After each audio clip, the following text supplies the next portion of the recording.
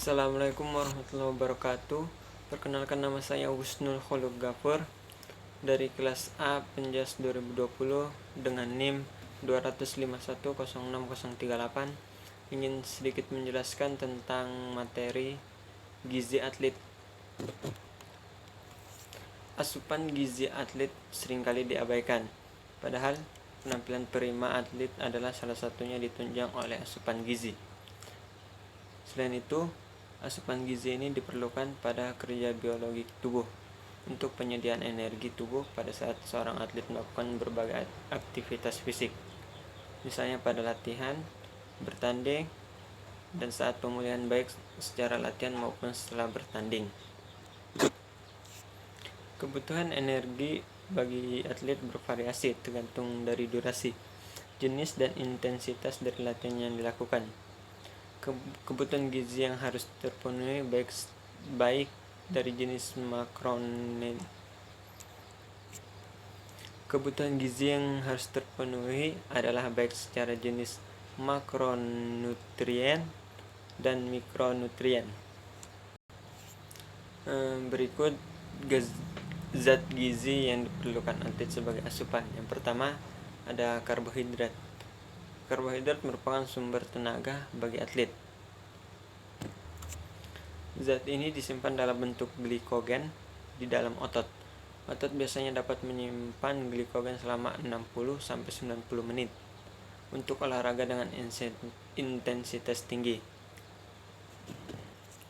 Karbohidrat dicerna dalam tubuh kurang lebih 1-3 jam. Atlet harus mengkonsumsi karbohidrat 60-70% total energi. Yang kedua, ada protein. Protein dibutuhkan untuk perkembangan, pertumbuhan, pembentukan otot, pembentukan sel-sel darah merah, pertahanan tubuh terhadap penyakit, enzim dan hormon, dan sintesa jaringan-jaringan badan lainnya. Protein dicerna menjadi asam amino yang kemudian dibentuk protein tubuh di dalam otot dan jaringan lain. Protein dapat berfungsi sebagai sumber energi apabila karbohidrat yang dikonsumsi tidak mencukupi, seperti pada waktu latihan fisik intensif.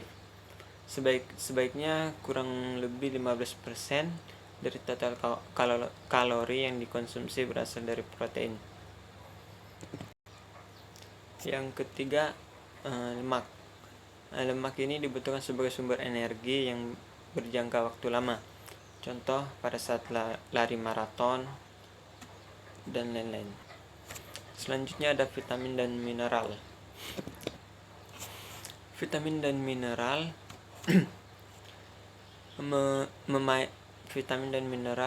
memainkan peranan penting dalam mengatur dan membantu reaksi kimia zat gizi penghasil energi sebagai koenzim dan kofaktor. Pada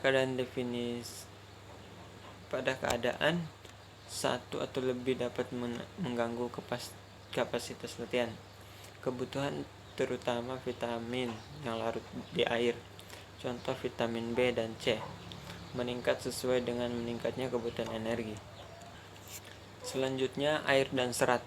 Air dalam tubuh merupakan komponen terbesar di mana proporsinya mencapai 60-70% berat badan orang dewasa.